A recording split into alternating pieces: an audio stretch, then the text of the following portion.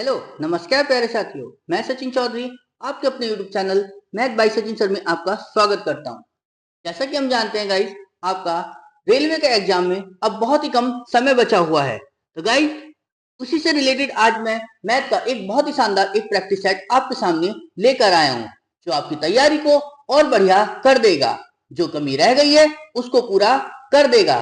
तो गाइस, आज का सेशन बहुत ही शानदार होने वाला है, क्योंकि आज के सेशन में जो आपके लिए क्वेश्चन आए हैं वो रेल मैथ का पेपर आता है, उसको जो है प्रीवियस ईयर क्वेश्चन आपके सम्मिलित हैं, जो आपकी तैयारी को बहुत ही शानदार कर देंगे।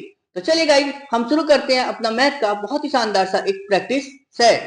तो देखिए गाइस, हमें क्या दिया गया है पहले ही क्वेश्चन में कि 1.05 और 2.1 का लेसअप है, यानी एलसीएम ज्ञात करना है। तो अब देखो एलसीएम कैसे निकलेगा। अगर मैं इसकी बात करूं तो 1.05 और दूसरा दिया है हमें 2.1। समझ में आई गाइस? यानी यहाँ पे भाई देखो पॉइंट का कितनी डिजिट है, 2। यहाँ पॉइंट का कितनी डिजिट है, 1। अगर मैं यहाँ 0 बढ़ा लूं तो कोई दिक्कत नहीं। तो यहाँ भी पॉइंट का 2 डिजिट, यहाँ भी पॉइंट का 2 डिजिट। अब हम क्या करेंगे, इस पॉइंट को हटाएंगे तो बटे में कितने जीरो लगाएंगे हम, 2, क्योंकि पॉइंट का 2 डिजिट थी तो इसलिए बटे में 2 जीरो लगा लिए। सेम यही काम हमने यहाँ भी करा कि पॉइंट का कितने डिजिट, 2, तो बटे में 2 जीरो, इसलिए हमने 1 जीरो बढ़ाया था। अब हमें क्या करना है, लेसन निकालना है। और चूंकि ये कैसी वैल्यू है, भिन्न है, यानी फ्रैक्शन वैल्यू है, तो फ्रैक्शन वैल्यू का एलसीएम कैसे निकलता है कि 105 और 210, यानी ऊपर वाली संख्या का तो एलसीएम, यानी जो चीज निकालनी उसको तो ऊपर रखो, और जो दूसरी वैल्यू है यानी जो बटे में है 100, इसका क्या करना है आपको, एचसीएफ, ये बटे में रखना है। ठीक है, तो बस आपके पास क्या बचा देखो। अगर मैं 105 और 210 की बात करूं तो 105 का डबल होता है 210, तो एलसीएम तो कितना बन गया, 210। और एचसीएफ कितना हो जाएगा, यहां भी 100 है, यहां भी 100 है। ठीक है ना, तो क्या आ गया एचसीएफ, 100। बस अब सॉल्व कर लो इसको। 0 से 0 खत्म, नीचे 0 कितने बचे, 1, तो बस एक संख्या छोड़ के पॉइंट लगा दिया हमने। तो कितना आ गया, 2.1, यानी ऑप्शन ए इसका क्या हो जाएगा, करेक्ट आंसर। समझ में आई? बस हमने यहाँ क्या करा कि यहाँ पॉइंट का एक डिजिट ना उसको 2 बनाया, क्यों, क्योंकि यहाँ बटे में क्या हो जाएगा, यहाँ भी 100 बन जाएगा और यहाँ भी 100 बन जाएगा, फिर हमें एचसीएफ लेना आसान हो जाएगा। इसलिए मैंने क्या है, दोनों वैल्यू को क्या कर लिया, सेम कर लिया। समझ में आई इतनी चीज? चलिए फिर अगला क्वेश्चन देखते हैं, क्या दिया गया हमें अगले क्वेश्चन में। क्या दिया गया है कि एक वस्तु का अंकित मूल्य बताया है जो क्रय मूल्य से 20% अधिक है, चलो, और उसे जो है 20% छूट पर बेचा जाता है। समझ में आई चीज? तो इस बिक्री का शुद्ध परिणाम क्या होगा, ये हमसे पूछा गया। देखिए गाइस, हम इसको क्या है, दो तरीके से कर सकते हैं। एक तो इसका बेसिक मेथड होता है और दूसरा इसका क्या है, शॉर्ट मेथड होता है। ठीक है, मैं आपको दोनों मेथड समझाने की कोशिश करता हूं। तो जरा देखिए क्या उसने बोला है कि जो अंकित मूल्य है वो क्रय मूल्य से कितना ज्यादा है, 20% ही तो ज्यादा है। तो बस, यानी अगर मैं सीपी जो है 100 मानू तो एमआरपी कितनी होगी, यानी अंकित मूल्य कितना होगा, इससे 20% ज्यादा। तो कितना हो जाएगा, 120 रुपए। समझ में आई बात? और वो कह रहा है कि उसे जो है 20% की छूट पर वो बेचता है।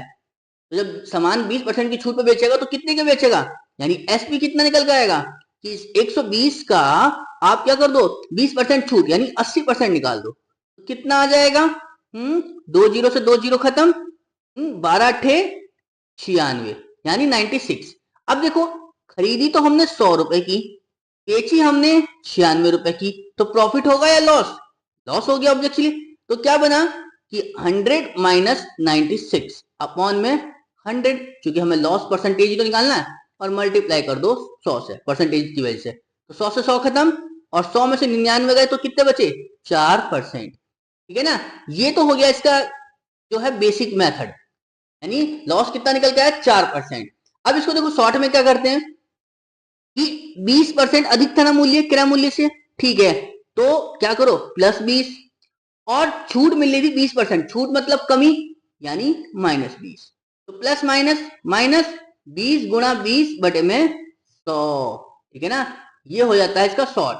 बस दोनों जीरो खत्म, 20 से 20 खत्म, 2 दूनी 4, और माइनस इस बात को बता रहा है क्या हो रही है उसमें, हानि।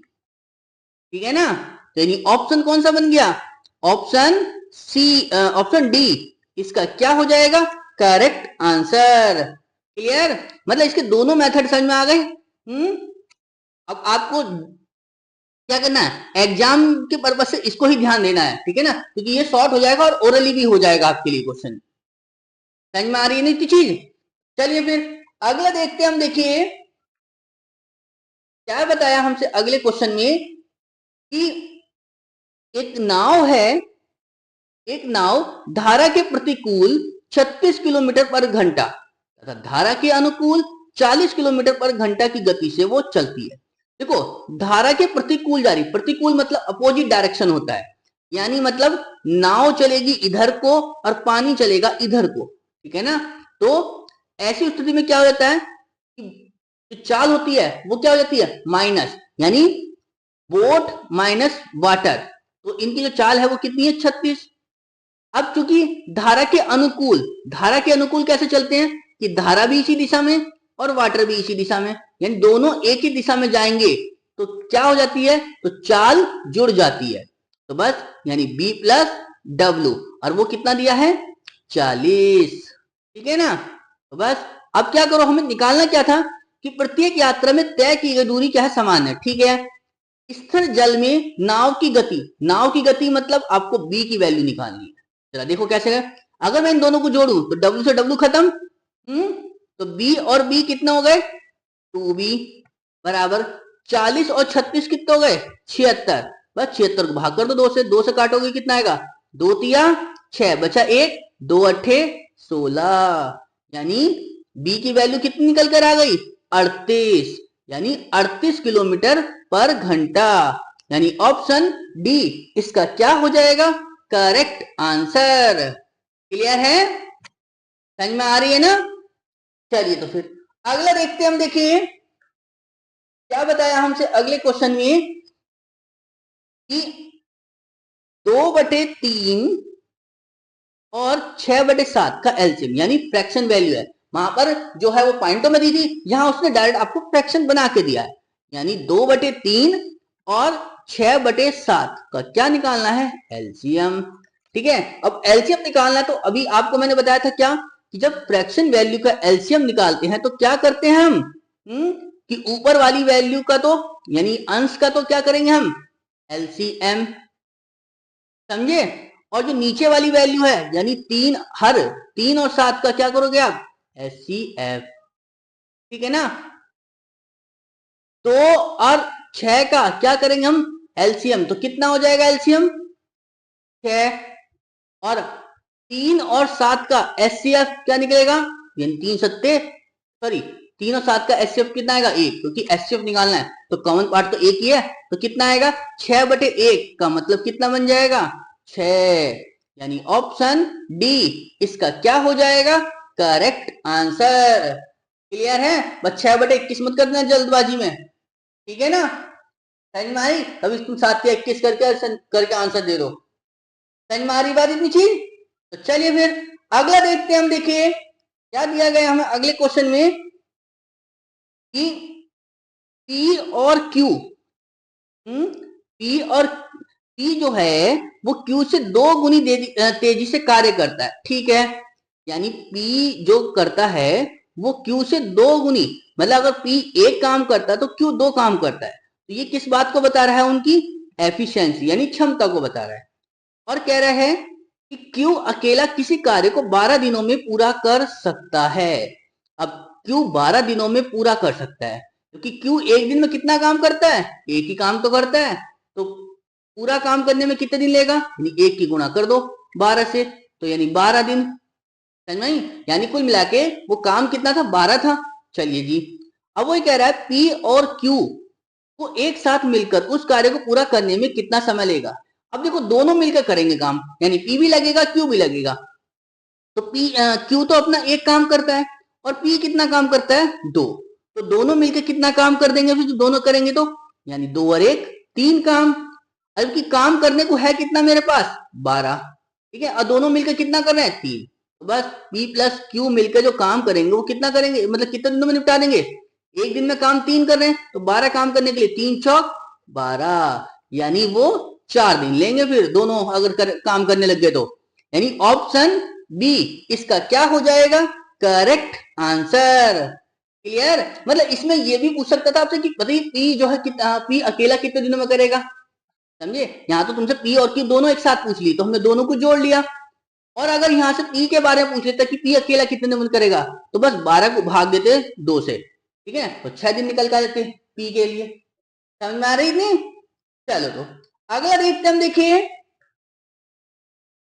क्या दिया गया हमें अगले क्वेश्चन में कि 2 वाहन हैं, ठीक है ना।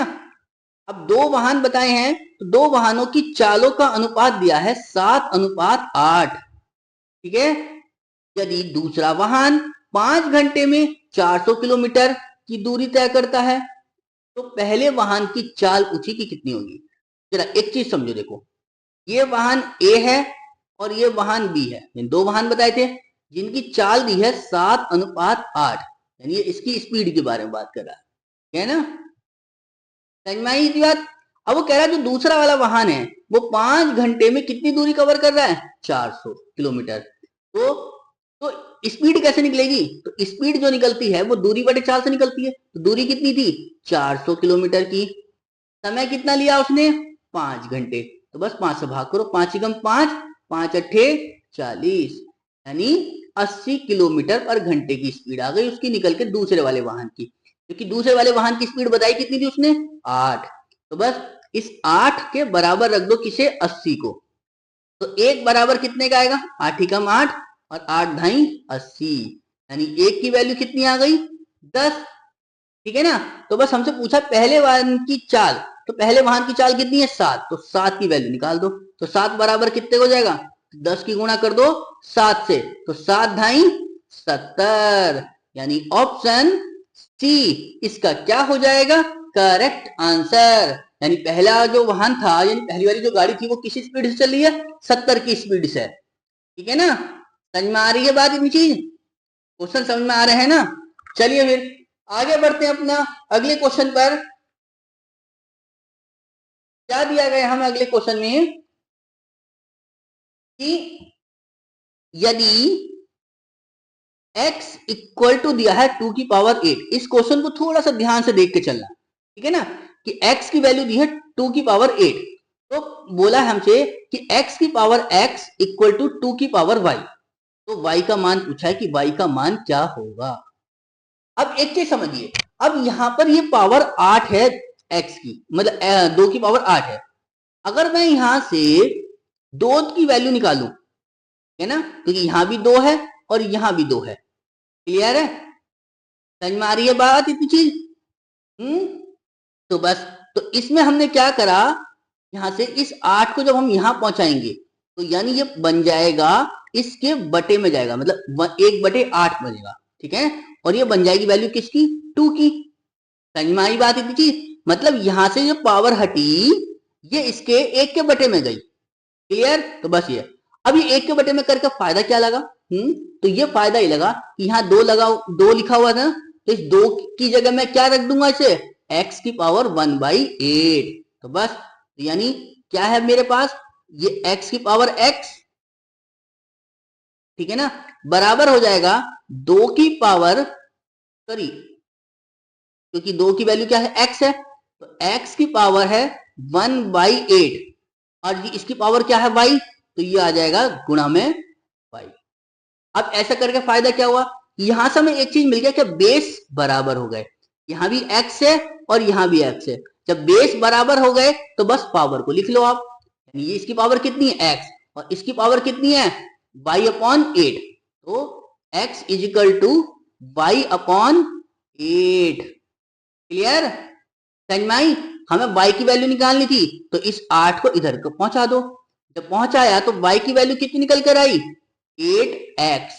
अब क्योंकि मेरे पास x में तो है नहीं कहीं जवाब, इस x को गायब करना पड़ेगा, और x की वैल्यू क्या थी, 2 की पावर 8, तो रख दो बस इसे, तो 8 गुणा 2 की पावर 8। अब चूंकि ये 8 है और ये 2 है तो इसको भी 2 में बदल दो, दो में बदलोगे तो कैसे करोगे, इसे 2 की पावर 3 लिखोगे 8 को, अरे गुना हो गया 2 की पावर 8। अब चूंकि बेस बराबर तो पावर जो है जुड़ जाती है, तो 8 और 3 11, यानी 2 की पावर 11। तो y की वैल्यू कितनी निकल कर आ गई हमारे पास, 2 की पावर 11, यानी ऑप्शन डी इसका क्या हो जाएगा, करेक्ट आंसर। क्लियर है, समझ में आई तुझे। यानी रेलवे में कभी कभी मतलब अगर आपको 10 क्वेश्चन इजी रख रहा है तो 1 या 2 क्वेश्चन वो थोड़े कैलकुलेटिव आपके लिए रखेगा, जिसमें आपको दिमाग ज्यादा चलाना पड़ेगा, तो इसलिए थोड़ा सा ध्यान से भी करना है क्वेश्चनों को, एकदम से जल्दबाजी में नहीं करना क्वेश्चन। समझ में आ रही है बात इतनी चीज। चलिए तो अगला देखते हैं हम, देखिए क्या दिया गया हमें अगले क्वेश्चन में कि 4 वर्ष के अंतराल पर 4 वर्ष के अंतराल पर पैदा होने वाले 5 बच्चों की आयु का योग कितना दिया है, 80 है। तो सबसे बड़े बच्चे की आयु उसी कितनी होगी। देखो चूंकि 4 वर्ष के अंतराल में हो रहे हैं और टोटल बच्चे कितने 5, तो मैंने इनके नाम दे दिए, क्या ए है, बी है, सी है, डी है और ई है, 5 थे। अब चूंकि सब में कितने कितने का अंतर है, 4 का, ठीक है ना, समझ में आई। या एक काम कर लो कि अगर मैं इसको ऐसा बोलूं, क्या इसकी कुछ आयु रही हुई तो ये वाला इससे 4 साल बड़ा, ये वाला इससे 4 साल बड़ा, और ये वाला इससे 4 साल बड़ा, और ये वाला इससे 4 साल बड़ा, क्योंकि 4 साल का अंतर हो गया। अब चूंकि इन तीन पांचों की आयु का योग बताया है कितना, 80। अब देखो एक चीज समझो, क्योंकि इन सबकी आयु का योग कितना, 80, और ये कैसे हैं, एक अंतराल है, सब में फिक्स है, तो बस आपको क्या करना होगा, इसे 5 से भाग दे लो, और 5 से भाग दोगे तो क्या निकल कर आएगा, 5 से काटोगे 16, ये 16 जो निकल कर आएगा औसत। और औसत क्या होता है, जब किसी की लगातार संख्या होती है तो बीच का नंबर होता है, तो बीच का नंबर मतलब सी की वैल्यू यानी 16 हो गई, समझ में आई। अब हमें क्या करना होगा, ये इससे 4 साल बड़ा है ना, तो इससे 4 प्लस करो तो कितना हो गया, 16 4 20, यानी इसकी आयु कितनी साल हो गई, 20 साल। फिर इससे आगे क्या होगा, ये 4 साल बड़ा है तो 20 में 4 जोड़े 24, यानी 24 साल का हो गया, ठीक है। अब चूंकि ये तो पीछे वाला तो इससे 4 साल छोटा होगा, तो 16 में से 4 घटाओ 12, ये 12 साल का हो गया, और ये इससे 4 साल छोटा होगा तो 12 में से 4 गए 8, ठीक है, यानी ये 8 साल का। देखो सबकी आयु निकल गई ना, और सब में 4 साल का अंतर है। तो बस पूछा किससे बारे में था हमसे, कि सबसे बड़े बच्चे की आयु, तो सबसे बड़े बच्चे की आयु 24 और सबसे छोटे की 8। कौन सा है, सबसे बड़े की आयु कितनी निकल कर आई, 24 वर्ष, यानी ऑप्शन बी इसका क्या हो जाएगा, करेक्ट आंसर। क्लियर है, समझ में आ रही है ना। यानी जब लगातार की बात करता है तो हम उसे औसत निकाल लेते हैं, और औसत क्या होता है लगातार संख्याओं में, बीच का नंबर। क्लियर, चलो तो आगे देखते हैं हम, देखिए क्या दिया गया हमें अगले क्वेश्चन में, कि एक रेलगाड़ी है जो पी मेरठ, हाँ एक रेलगाड़ी पी मेरठ से चलती है, शाम 4 बजे चलना शुरू करती है और शाम 5 बजे गाजियाबाद पहुंचती है, ठीक है। तो यानी 4 बजे से चली और 5 बजे पहुंच गई, तो समय कितना लिया इसने पी वाली ने, पी वाली ने 1 घंटे का से समय लिया। चलिए 1 घंटे का मतलब इसे सीधा सीधा लिख लो 60 मिनट, ठीक है। जबकि जो दूसरी रेलगाड़ी है क्यू, वो गाजियाबाद से चल रही है शाम 4 बजे, टाइम दोनों का सेम है, ठीक है। 4 बजे चलना शुरू करती है और 5:30 बजे वो मेरठ पहुंचती है। कितने घंटे लगे, 1.5 घंटे, तो 1.5 घंटे का मतलब 90 मिनट, है ना। ये समय तो है, टाइम दे रखा है, तो बस हमें क्या करना होगा, इन दोनों का एलसीएम लो, तो एलसीएम लेंगे कितना आएगा, 60 और 90 का 180। ये 180 क्या है, डिस्टेंस है। अब ये 180 मतलब किलोमीटर की दूरी 60 मिनट में जाएगी, तो कितने की स्पीड से, तो 60 से भाग दिया तो 3 की स्पीड आई निकल के।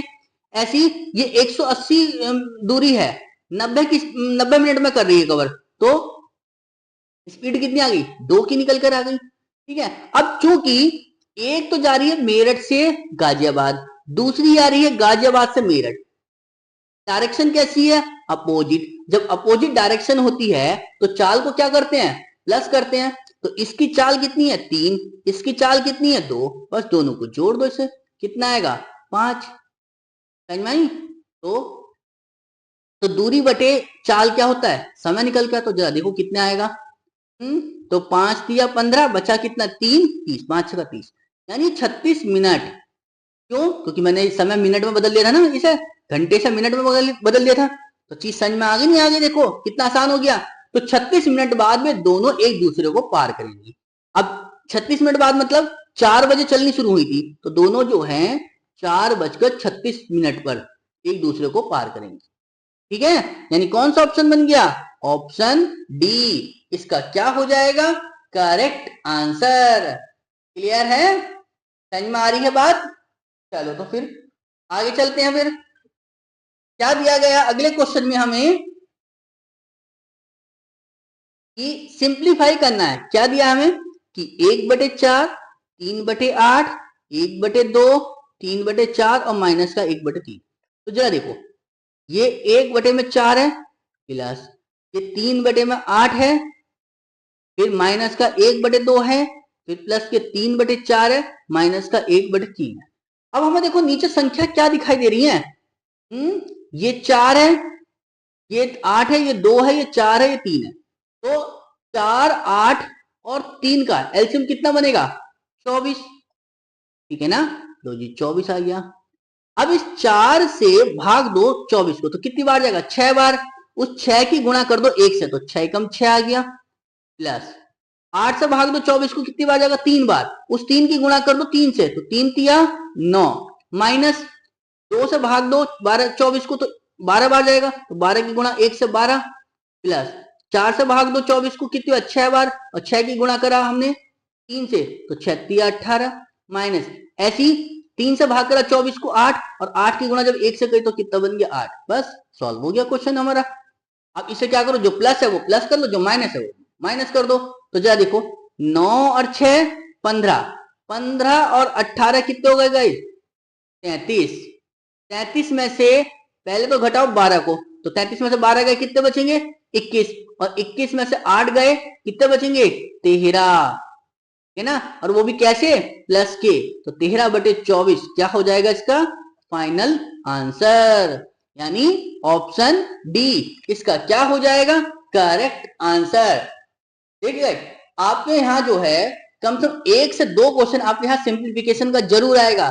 तो इसलिए सिंप्लीफिकेशन के क्वेश्चन को ध्यान से सॉल्व करना है और स्पीड में करना है, ताकि आप अपना समय बचा लो। यहाँ से समझ में आई नहीं किसी, तो बस इसलिए ध्यान से सॉल्व करके चलना है। चलिए फिर अगला क्वेश्चन देखते हैं हम। देखिए क्या दिया गया है हमें अगले क्वेश्चन में, कि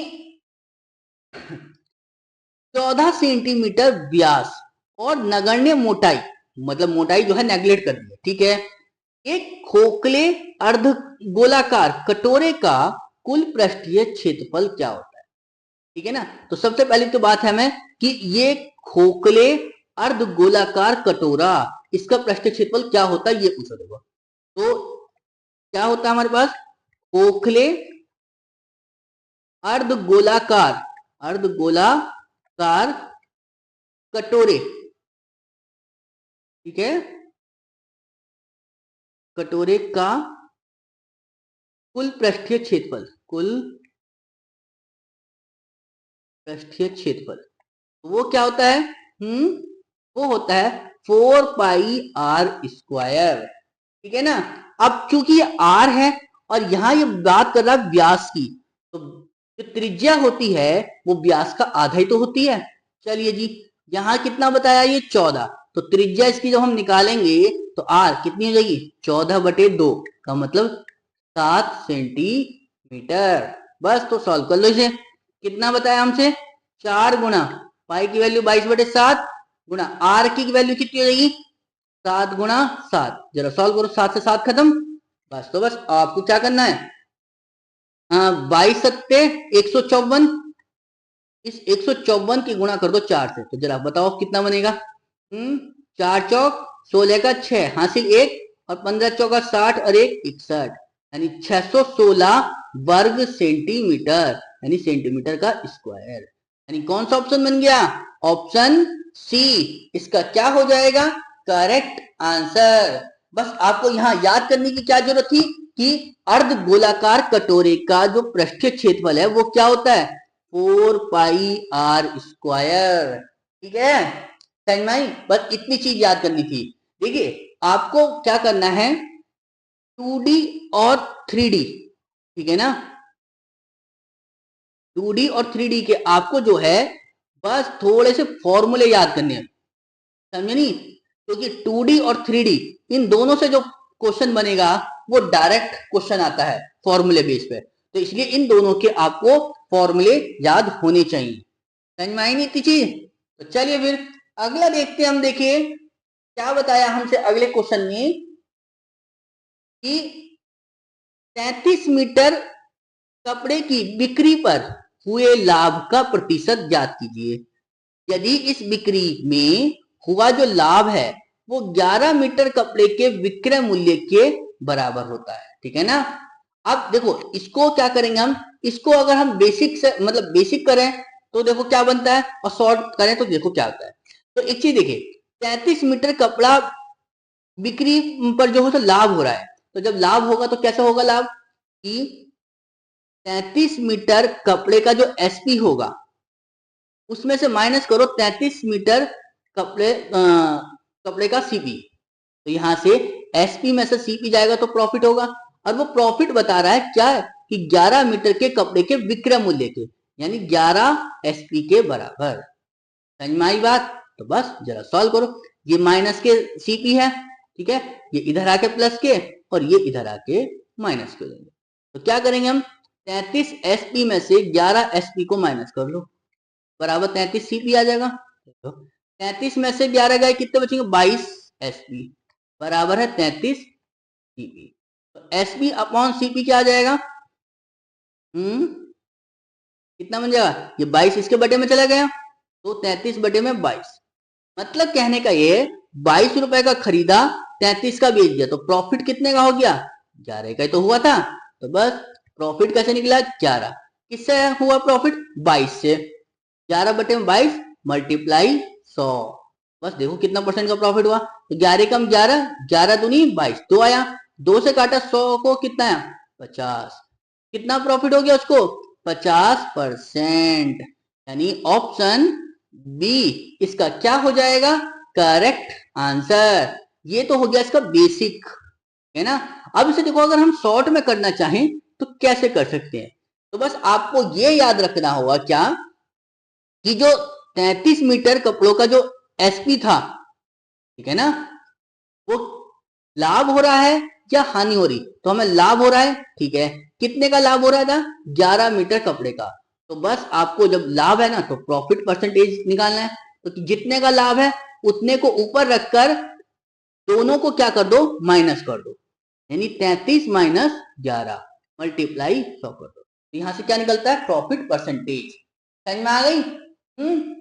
और अगर यहां पर वो बात करता हानि की, ठीक है, कि यहां पर 11 कपड़ों का हानि हो रहा है, तो यहां पर ये माइनस की जगह क्या कर देते आप? प्लस। समझ में आ रही है बात? तो बस क्वेश्चन सॉल्व हो गया।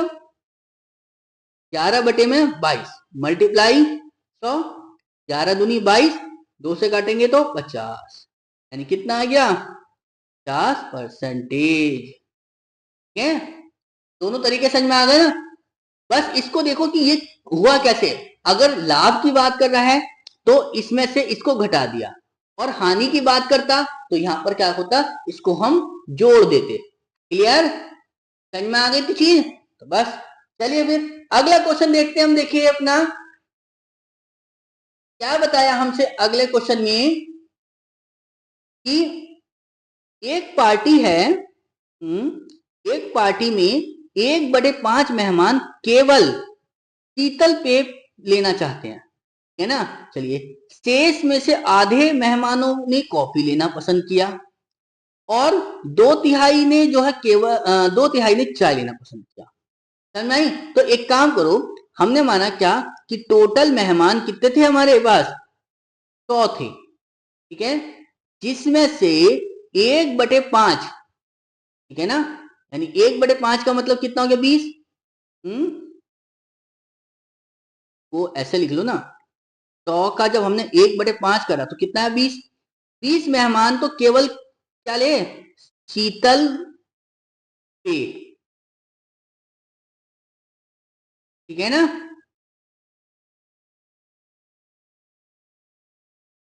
यानी शीतल पेय मतलब ठंडा पानी पीना चाहा।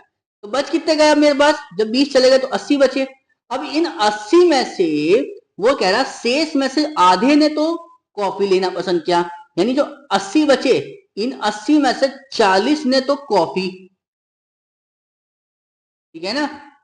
और जो कह रहा है, और जो और 2/3 ने जो है क्या करा, चाय लेना पसंद करा, यानी इस 80 का 2/3 क्या हो जाएगा, इस 80 का 2/3 मतलब जानते हो 8 दूनी 16, यानी 160/3। ये क्या है, इन्होंने चाय लेना पसंद करा। क्लियर, समझ में आई। अब वो कह रहा है कि यदि 12 मेहमानों ने जो है कॉफी और चाय दोनों विकल्प चुने हो, तो यानी एक काम करते हैं क्या, अब यहां पर कि दोनों लेने वाले कितने हैं ये देखो, ये 40 ने तो कॉफी पी और 160/3 ने क्या करा, चाय पी ली। तो दोनों का वो भी तो होगा ना कॉमन वैल्यू, को कॉमन वैल्यू कैसे मिलेगी, कि इसमें से इसको घटा लो या इन दोनों को जोड़ के 80 में से माइनस कर लो। तो जरा देखो कैसे करेंगे हम, इस 80 में से माइनस करेंगे किसको, 40 को, और माइनस करेंगे 160/3 को। तो जो वैल्यू निकल कर आएगी वो दोनों का मिक्सअप आएगी। तो देखो 80 में से 40 गए, 40 माइनस 160/3 का मतलब 40 या 120 में से 160 जाएंगे, कितना बचेंगे, ये 40/3 जो है वो ऐसे हैं जो कैसे होंगे, जिन्होंने कॉफी और टी दोनों पसंद है। अब वो बता रहा है कितने मेहमान है, 12 मेहमान है। तो इस 40/3 की जो वैल्यू है वो 12 है। तो बस सॉल्व कर लो, एक की वैल्यू कितनी हो जाएगी, ये 3 इधर जाएगा, 12 गुणा 3 बटे में 40। अब चूंकि मेहमान कितने माने थे मैंने टोटल 100, तो मल्टीप्लाई कर दो 100 से। जरा देखो 0 से 0 खत्म, 4 कम 4, 4 तिया 12, 3 आ गया, 3 की मल्टीप्लाई 3 से करी 9, और 9 ढाई 90। टोटल कितने मेहमान थे, 90 मेहमान, यानी ऑप्शन सी इसका क्या हो जाएगा, करेक्ट आंसर। क्लियर, समझ में आ रही है बात। चलो तो अगला देखते हम, देखिए क्या बताया हमसे अगले क्वेश्चन में कि दो छात्र हैं, ठीक है ना। चलो जी, दो छात्रों ने एक परीक्षा में भाग ले लिया, उनमें से एक को दूसरे से 9 अंक अधिक मिले। चलो जी समझ में आया। साथ ही उसके जो अंक हैं उनके अंकों के योग से क्या है, 56% के बराबर है। अगर मैं कहूं कि ए छात्र है जिसको अगर मैं कहूं ए नंबर मिले हों, ठीक है ना, ए नंबर मिले हों, चलिए जी, या एक काम कर लो, इस ए छात्र है और इसको नंबर दिए गए हैं पी, ठीक है ना, पास होने के लिए। तो जो बी छात्र होगा उसको इससे ज्यादा मिलेंगे 9, तो पी प्लस 9 हो गया। क्लियर।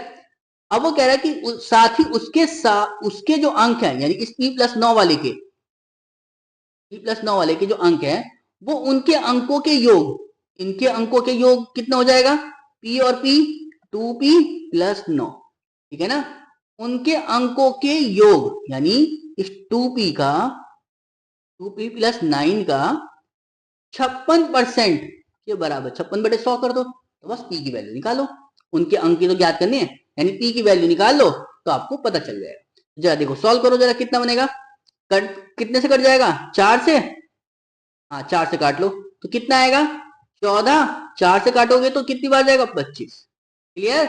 बस अब इस 25 की गुणा तो कर दो इधर, और इस 14 की गुणा कर दो इधर। जरा करो, 25 की गुणा जब पी में करोगे तो 25p प्लस 25 नम्मा 225 बराबर, इस 14 की गुणा 2p से करी तो 14 दूनी 28p प्लस 14 नम्मा 126, ठीक है। बस सॉल्व कर लो, ये इधर आके माइनस हो जाएगा और ये इधर आके, तो 28p में से 25p को माइनस कर लो बराबर 225 में से 126 को, तो बताना कितना आएगा 225 में से जब 26 जाएंगे तो 99, और यहां से कितना बचेगा 3p, ठीक है ना। तो बस इस 3p की जो वैल्यू है वो कितनी है 99, तो काट लो जरा, 3 से काटोगे तो 3 तिया 9, 3 तिया 9, यानी कितना आया 33, यानी p की वैल्यू कितनी है 33, यानी अगर एक को 33 मिले तो दूसरे को कितने होंगे फिर 42 होंगे, क्योंकि दूसरे को तो 9 ज्यादा थे ना इससे, 33 में 9 ऐड करोगे तो कितना हो गया 42, यानी एक को 33 दूसरे को 42, यानी कौन सा ऑप्शन बन गया 42 33, ऑप्शन बी इसका क्या हो जाएगा करेक्ट आंसर। क्लियर, समझ में आ रही है बात। चलो तो फिर अगला देखते हैं हम, देखिए क्या बताया हमसे अगले क्वेश्चन में कि सिंप्लीफाई करना है, ठीक है ना, यानी सरलीकरण ही है आपके पास। तो देखो क्या दिया है कि 1 plus 1/3 plus 1/6 plus 1/8 plus 1/12 plus 1/24। तो हमें एक चीज देखना है क्या कि इस 3 6 8 12 24 का एलसीएम कितना बनेगा 24 ही बनेगा, समझ में आ गई थी चीज 24। अब इसके कुछ बटे में नहीं था तो इसके बटे में एक ही मान लो, ठीक है ना, नहीं है तो कुछ भी एक ही मानते हैं। अब इस एक से भाग करेंगे 24 को तो 24 आएगा, तो 24 की गुणा एक से करें तो 24 प्लस इस 3 से भाग करी 24 को तो 8, और 8 की गुणा एक से करेंगे तो 8 बन जाएगा, प्लस इस 6 से भाग करी 24 को तो 4 बार जाएगा, और 4 की गुणा जब एक से करेंगे तो 4, प्लस 8 से भाग दिया 24 को तो कितना है 3, 3 की गुणा एक में करी तो 3, प्लस 12 से भाग करा 24 को तो 2, 2 की गुणा एक से करी तो कितना आ गया 2, ठीक है ना। 24 से भाग करा 24 को तो 1, यानी बस अब आपको क्या करना है इसमें जोड़ लो जो बस, तो 24 और 8 कितने हो गए 32, 32 और 4 36, 36 और 3 39, 39 और 2 41 और 1 42, 42 बटे में 24। सॉल्व करो जरा कितना बनेगा, कुछ कट रहा हो तो 6 चौक 24, 6 सत्ते 42, यानी 7/4, और 7/4 का मतलब होता है 1.75, ठीक है ना, यानी ऑप्शन बी इसका क्या हो जाएगा करेक्ट आंसर। क्लियर, समझ में आ रहे हैं ना, क्वेश्चन आसान लग रहे हैं करा रहा हूं तो चलिए तो फिर, पर इसी आसानी के साथ आपको एग्जाम में भी सॉल्व करने हैं, ठीक है ना, और बहुत ही ध्यान से करने हैं, कट ना जाए बस नंबर।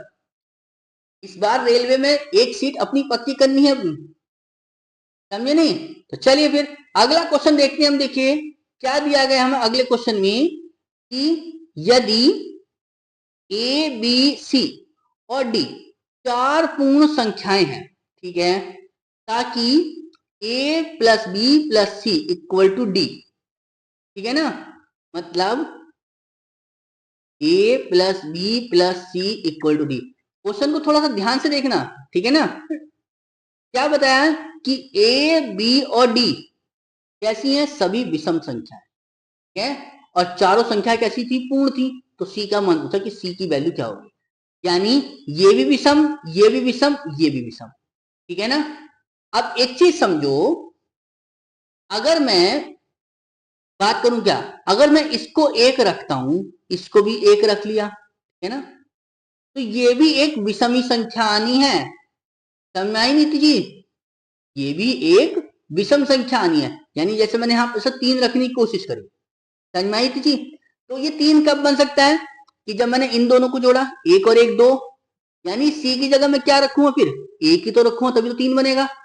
और अगर मैं विषम संख्या इसकी जगह 5 रखता हूं, ठीक है ना, अगर मैं इसकी जगह विषम संख्या 5 रखता हूं तब मैं देखो ये तो 1 और 1 है ये, तो अभी सी की वैल्यू कितनी हो जाएगी, सी की वैल्यू को क्या रखूंगा 3, तो इससे एक चीज समझ में आई, पहले सी की वैल्यू क्या थी 1 थी, अब 3 रख दी, तो यानी है तो विषमी संख्या, तो यानी इस सी की वैल्यू क्या होगी फिर, जो भी वैल्यू होगी वो एक कैसी संख्या होगी विषम संख्या, ठीक है ना।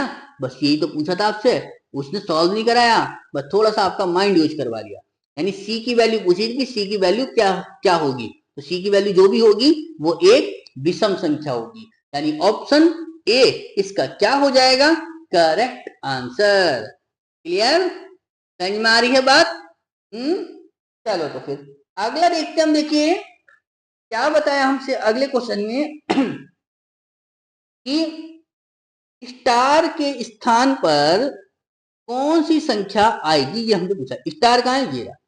अब चूंकि सिंपल है तो क्या करेंगे हम, इसकी गुणा इधर करेंगे और इसकी गुणा इधर करेंगे, तो क्या मिलेगा मुझे, 2 गुणा स्टार, स्टार की जगह एक्स मान लो, तो ये कितना हो जाएगा 18 गुणा 7, ठीक है ना। इस 2 से काट लो 18 को, कितनी बार जाएगा ये, तो 2 नम 18, 9 आ गया। इस 9 की गुणा कर दो 7 से, तो x की वैल्यू क्या निकल कर आ गई, 9 सत्ते 63, यानी इस स्टार की जगह क्या निकल कर आएगा हमारे पास मान, 63।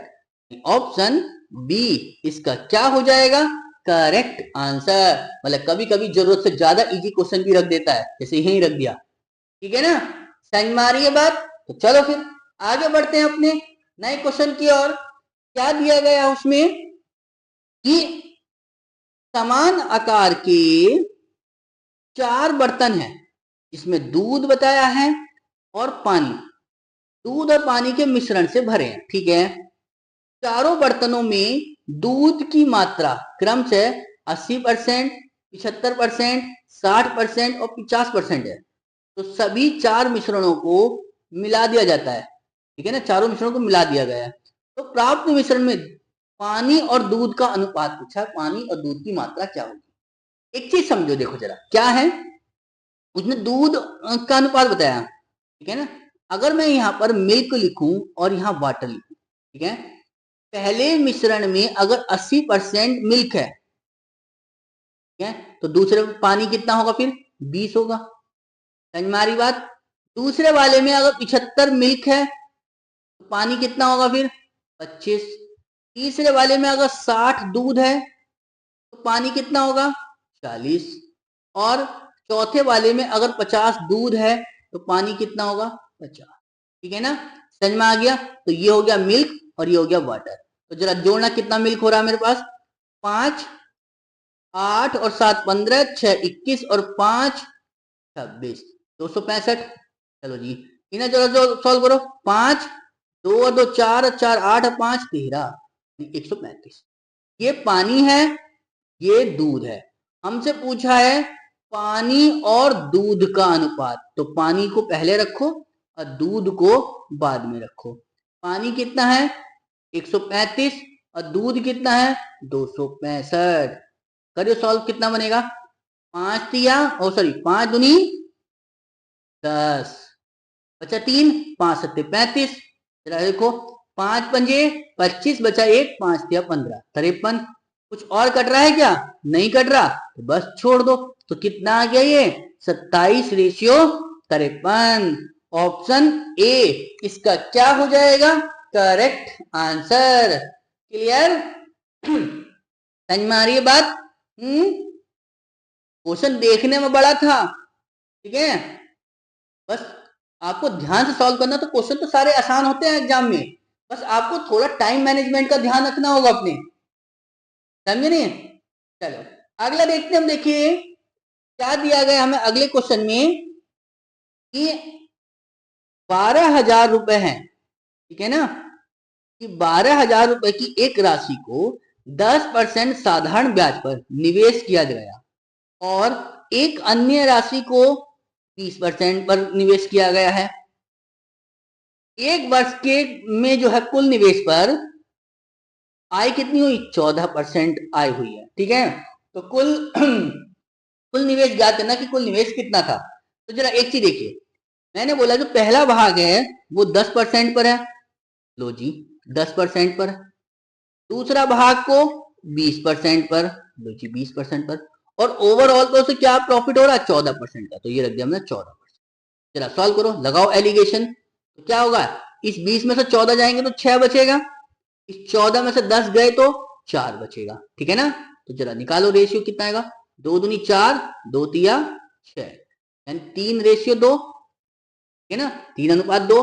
अब चूंकि 10% पर निवेश की गई राशि कितनी थी? 12,000, और हमारे हिसाब से कितनी है वो? 3। ठीक है ना? तो 3 बराबर 12,000 के, तो 1 बराबर कितने के? 3 चौक 12, 4,000 आ गई। ठीक है ना? तो उधर कुल निवेश कितना है? 3 इस पे, 2 इस पे, तो टोटल कितना हो गया? 3 और 2 5। 5 की वैल्यू निकाल दो बस। 4,000 गुणा 5 का मतलब कितना हो गया? 4 पंजे 20। कुल निवेश कितना था मेरा? वो 20,000 रुपए था। यानी ऑप्शन डी इसका क्या हो जाएगा? Correct answer. क्लियर? समझ में आ रही है बात? चलो तो फिर आगे बढ़ते हैं अपने क्वेश्चन पर। क्या कहा हमसे अगले क्वेश्चन में कि 5,000 रुपए हैं, ठीक है ना? 5,000 रुपए की राशि है जो 12.5% साधारण ब्याज पर ही है, कितने वर्षों में बढ़कर 10,000 रुपए हो जाएगी? यानी 5,000 रुपए की राशि थी, बढ़ के कितनी हो रही है? 10,000 रुपए। तो कितने बढ़ गए पैसे मेरे पास? 5,000 रुपए तो बढ़े, तो ये 5,000 रुपए का ब्याज ही तो मिला होगा उसे। चलो जी, 5,000 रुपए का ब्याज, और कितने पर मिला है ये?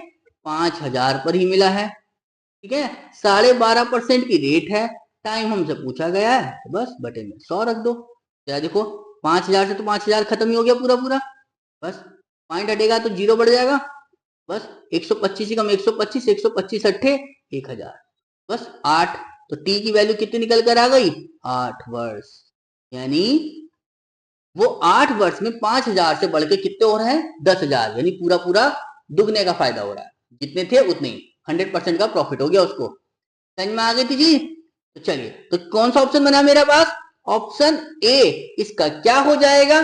Correct answer. समझ में आ रही है गाइस? किसी क्वेश्चन में कोई डाउट तो नहीं लगा? अगर अच्छे से समझ में आया तो प्लीज थम्स अप जरूर करें, ठीक है? और वीडियो को ज्यादा से ज्यादा दोस्तों को शेयर करें, ताकि उनका भी भला हो जाए और थोड़ा मोटिवेशन हमें भी मिल जाए। ठीक है ना? अगर किसी में कोई क्वेश्चन में डाउट लगता है तो प्लीज उसको आप हमारे कमेंट बॉक्स में लिख दें, या आप हमें व्हाट्सएप भी कर सकते हैं। समझ में आ रही है बात? चलो तो आगे बढ़ते हैं अपना। देखिए क्या दिया गया हमें। चलिए, थैंक यू। अगर आपको हमारी वीडियो पसंद आई है तो प्लीज ज्यादा से ज्यादा दोस्तों को शेयर करें, और चैनल पे नए हैं तो प्लीज चैनल को सब्सक्राइब करके बेल आइकन का बटन को प्रेस जरूर करें, ताकि आपको हमारी वीडियो का नोटिफिकेशन आपको सबसे पहले प्राप्त हो, और आप हमारी क्लास से जुड़कर अपने पेपर को और आसान बनाएं, ताकि आपको एग्जाम में क्वेश्चन करने में कोई परेशानी ना आए। तो इसलिए गाइस, आप हमारे चैनल से रेगुलर जुड़े रहें और अच्छे से तैयारी अपनी करते रहें।